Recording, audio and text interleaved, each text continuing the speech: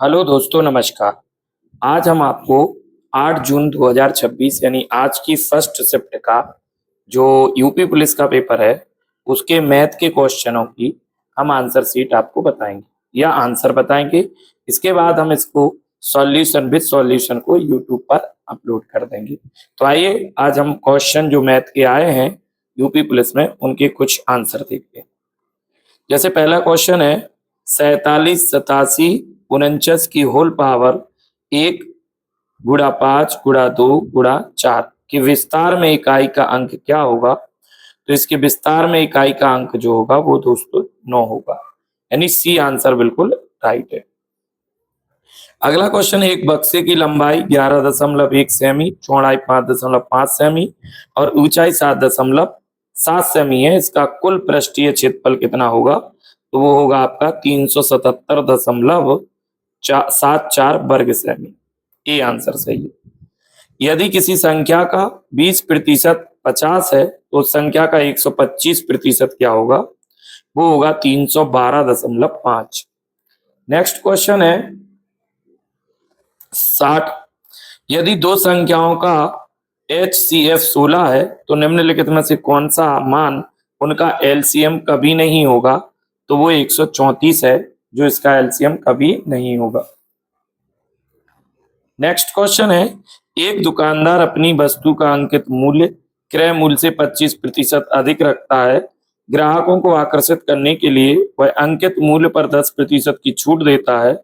छूट देने के बाद दुकानदार को वस्तु बेचने पर कितने प्रतिशत लाभ होता है, इसकी गणना कीजिए। तो यहाँ पर लाभ होगा 12.5%, यानी बी आंसर सही है। अगला है m-2/3 इक्वल टू 5/6 प्लस 1/2 में m की वैल्यू क्या होगी। तो m की वैल्यू दोस्तों 2 होगी। आंसर ए सही है। नेक्स्ट क्वेश्चन है तीन क्रमागत सम संख्याओं का मासा क्या होगा। MCM 2 होगा। आंसर डी ठीक है। एक सम चतुर्भुज में एक विकर्ण 40 सेमी और दूसरा विकर्ण पहले विकर्ण के आधे से 22 सेमी लंबा है। सम चतुर्भुज की प्रत्येक भुजा की लंबाई ज्ञात कीजिए। तो यहां पर हो जाएगी 29 सेंटीमीटर। नेक्स्ट है एक व्यापारी 18,960 में एक वस्तु खरीदता है और इसे 15% हानि पर बेचता है। वस्तु का विक्रय मूल्य क्या है। तो वस्तु का विक्रय मूल्य 16,116 रुपए होगा। सी आंसर बिल्कुल सही है। वह संख्याओं का 6 संख्याओं का औसत 12, उनमें से 2 का औसत 6.5 है जबकि अन्य 2 का औसत 4.5 है। शेष 2 संख्याओं का औसत क्या है। तो यहाँ पर औसत होगा 25। डी आंसर बिल्कुल सही है। 66 नंबर क्वेश्चन। नेक्स्ट है 67 क्वेश्चन। ए और बी ने एक व्यवसाय में क्रमशः 3:2 के अनुपात में धन निवेश किया। यदि वर्ष के अंत में कुल लाभ 7,000 है तो लाभ में ए का हिस्सा क्या होगा। तो ए का हिस्सा जो होगा वो 4,200 होगा। डी आंसर बिल्कुल सही है। नेक्स्ट है 3 वर्ष की अवधि में 11% की वार्षिक ब्याज दर से 49,000 रुपए के मूलधन पर अर्जित साधारण ब्याज की गणना कीजिए। तो वो होगा 16,170, यानी बी आंसर सही है। नेक्स्ट है दो संख्याओं का योग 72 है और उनका अनुपात 2:4 है। उनमें से सबसे छोटी संख्या क्या होगी। तो वो 24 होगी। ये आंसर सही है।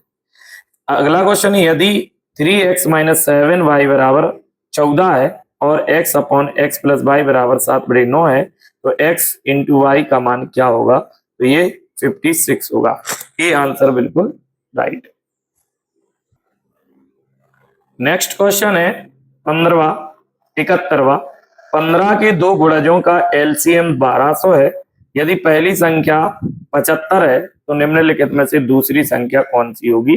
वो होगी 240। अगला 72वां क्वेश्चन है दूध और पानी के एक मिश्रण में दूध और पानी का अनुपात क्रमशः 3:1 है।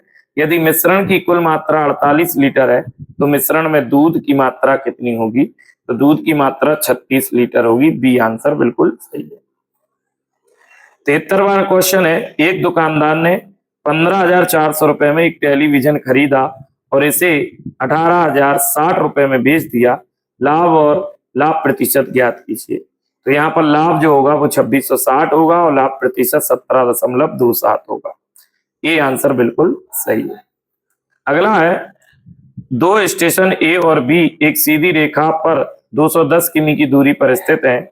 एक ट्रेन सुबह 7 बजे ए से प्रारंभ होती है और 35 किमी प्रति घंटा की चाल से बी की ओर चलती है।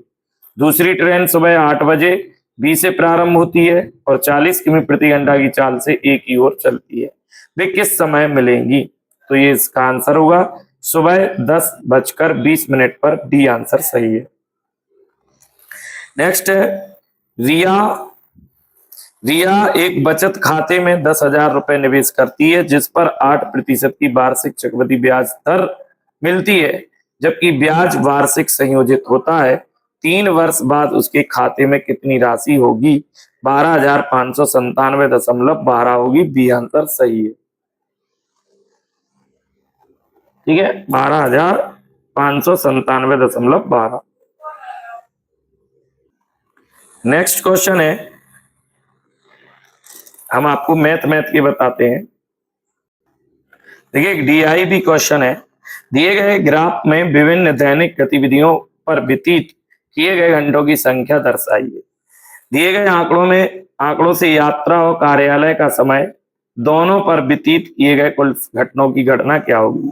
तो यहाँ पर देखिएगा, यात्रा पर जो है समय कितना व्यतीत किया गया है, 2, और कार्यालय में 9, टोटल 11 घंटे का समय व्यतीत किया गया है यहाँ पर। एक क्वेश्चन और आपका डीआई का आया था। यह तालिका 5 विद्यार्थियों द्वारा गणित और भौतिक में प्राप्त अंकों को दर्शाती है। प्रश्न का उत्तर देने के लिए तालिका देखिए। तो यहाँ पर लिखा है, यदि ई को गणित में प्राप्त अंकों को मूल अंकों से 25% बढ़ा दिया जाए तो गणित में उसका नया प्रतिशत क्या होगा? यह मानते हुए कि अधिकतम अंक 150 है। तो उसका जो नया प्रतिशत होगा दोस्तों, वो होगा आपका 50% होगा। कितना होगा? 50। यानी डी आंसर आपका सही है। तो दोस्तों, ये हमने आपको मैथ के कुछ क्वेश्चन करा दिए हैं, जो कुछ क्या पूरे मैथ के क्वेश्चन जो यूपी पुलिस 2026 में 8 जून को सुबह फर्स्ट मीटिंग में पूछे गए थे, उनके सारे आंसर आपको बता दिए हैं। अब अगली वीडियो में आपको हम रीजनिंग के कुछ आंसर बताएंगे, जो आपकी रीजनिंग आई है। तो मिलते हैं अगली वीडियो में जल्दी। जय हिंद, जय भारत। वीडियो अच्छी लगी हो तो लाइक करें, शेयर करें, कमेंट करें और बेल आइकन जरूर दबाएं। और अगर फेसबुक पर देख रहे हैं तो हमारे फेसबुक पेज को फॉलो जरूर करें। जय हिंद, जय भारत, शुभ रात्रि।